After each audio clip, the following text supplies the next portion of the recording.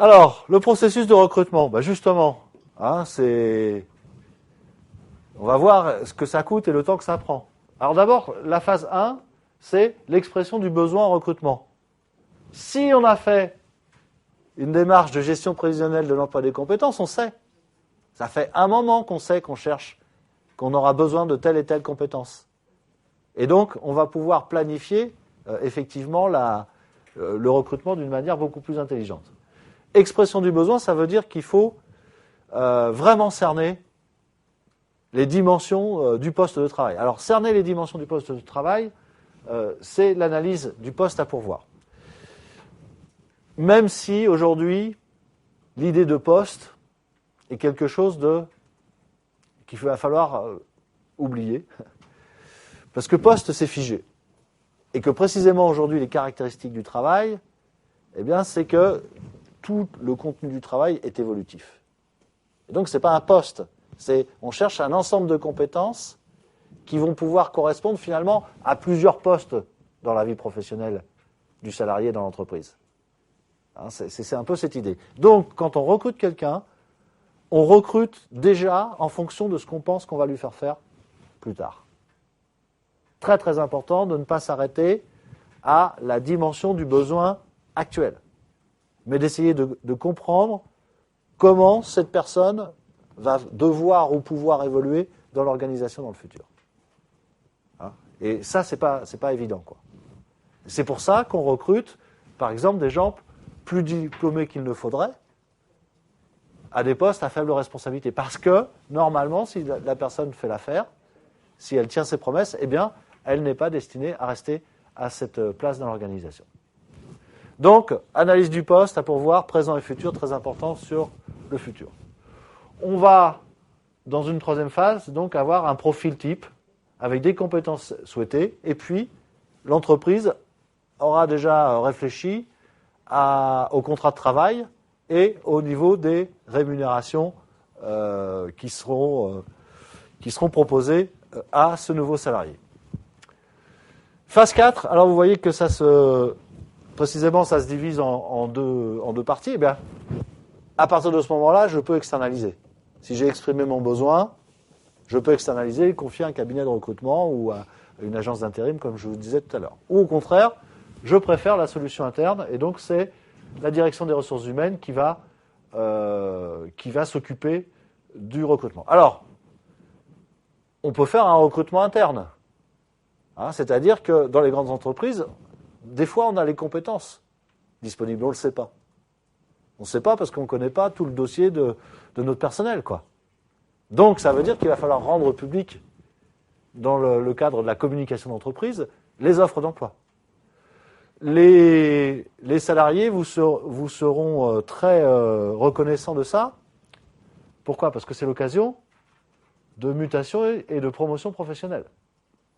D'accord ? Donc, c'est dans le cadre du développement du personnel. Et il vaut mieux confier des compétences et des responsabilités nouvelles à ses salariés plutôt que de recruter quelqu'un de l'extérieur. Imaginez, vous avez des chefs des ventes qui sont performants, qui sont motivés, votre directeur commercial s'en va. Avant de penser à recruter un directeur commercial sur le marché du travail, demandez-vous si un des gars que vous avez comme chef de vente ne pourrait pas faire l'affaire. C'est très très important. Imaginez, si vous ne le faites pas, la frustration que vous allez créer chez ce personnel. Donc toujours penser, est-ce que j'ai la solution interne ? C'est plus humain et c'est plus économique pour l'entreprise. Il y a vraiment un intérêt partagé. Quoi qu'il en soit, c'est à ce niveau que l'on va avoir le choix. Alors ensuite, donc, on va communiquer l'offre. On va utiliser les candidatures spontanées. Vous savez que les entreprises, et plus elles ont une grande notoriété, et bien plus elles reçoivent de candidatures spontanées. Ces candidatures, aujourd'hui, nous arrivent par le biais du courrier électronique. Donc, c'est archivable extrêmement facilement, beaucoup plus facilement que quand on recevait des dossiers papier. Une chose qui n'est rarement faite, en tous les cas rarement bien faite dans les entreprises, c'est s'occuper de ce stock de ressources humaines qui a demandé à travailler avec nous. Parce qu'à un certain moment, on reçoit des candidatures qui ne nous intéressent pas parce qu'on n'a pas de besoin, mais dans 3 mois, on va avoir ce besoin-là, et on va oublier que quelqu'un s'est adressé à nous pour ce type d'emploi. Donc il faut vraiment s'occuper de ce que j'appelle le vivier du futur personnel. Et vous aurez des surprises, vous apercevrez que vous téléphonez 6 mois après l'arrivée d'une candidature, et vous dites aux gens, vous vous rappelez, il y a 6 mois, vous avez envoyé une candidature, probablement vous êtes en poste maintenant, moi j'ai quelque chose à vous proposer. Et les gens réfléchissent. Quand vous faites un acte de candidature spontanée vers des entreprises, généralement c'est assez ciblé. C'est que vous avez envie de travailler là assez particulièrement. Donc il faut utiliser ça, parce que derrière la démarche est beaucoup plus simple. J'ai plus à chercher le candidat idéal. Donc pensez aux candidatures spontanées. Donc on communique l'offre si on n'a pas trouvé ce qu'il fallait dans nos candidatures spontanées. Examen et sélection des dossiers de candidature. Rappelez, le dossier de candidature classique, CV et lettre de motivation.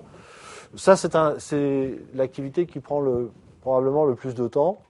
Et donc, généralement, un spécialiste du recrutement va définir les critères. Qu'est-ce que je dois trouver comme mots-clés dans un CV, dans une lettre de motivation? Et, à contrario, quels sont les tabous? Dès que vous entendez parler de ça, vous pouvez jeter la candidature au panier. Et donc ça, on va faire ça par des petites mains des ressources humaines. Et les petites mains des ressources humaines, ce sont souvent des stagiaires qui ont une certaine compétence d'ailleurs, parce qu'ils ont appris un certain nombre de techniques. Mais comme ça prend beaucoup de temps, on va choisir des gens dont la rémunération est faible. Donc souvent, dans les cabinets de recrutement, ce travail est fait par les stagiaires. Examen et sélection des dossiers de candidature, puis sélection du candidat. Donc évidemment, on va isoler.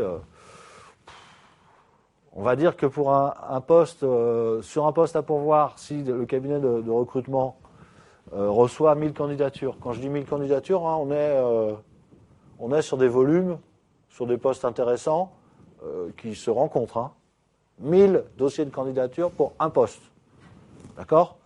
Là-dessus, on va en isoler entre 20 et 50.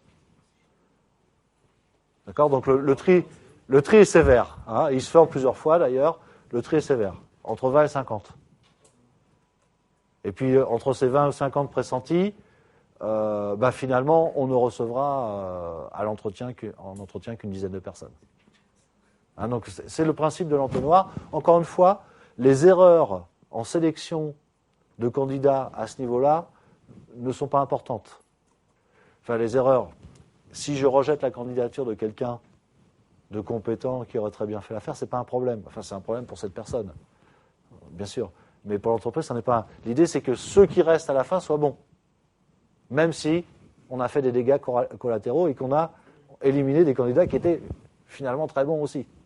C'est pas l'important. L'important, c'est ceux qui restent. D'accord ?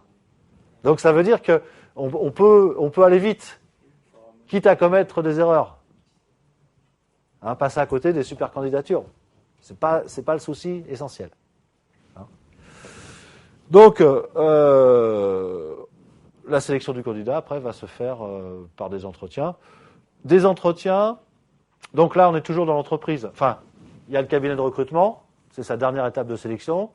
Et ensuite, le cabinet de recrutement, quand on passe cette sélection-là, il l'adresse directement à l'entreprise qui va poursuivre les entretiens.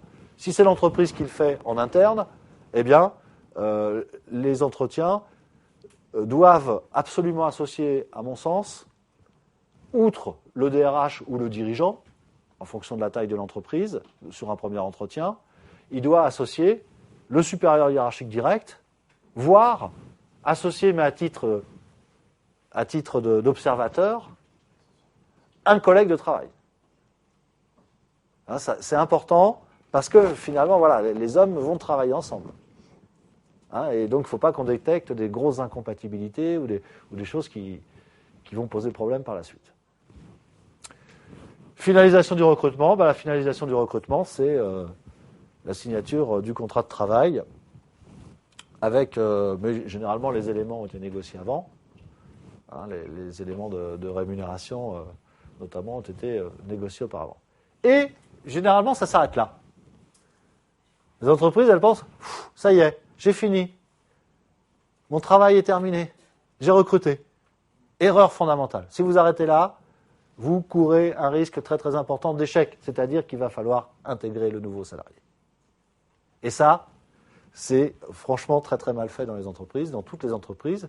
Les petites parce qu'elles n'ont pas assez de moyens, les grandes parce que c'est la responsabilité de personne. Enfin, on a toujours de bonnes raisons pour ne pas s'occuper des nouveaux entrants. Ça provoque l'échec, notamment celui des jeunes diplômés qui n'ont jamais mis les pieds dans une entreprise. On leur installe un bureau, puis on dit voilà, maintenant tu travailles.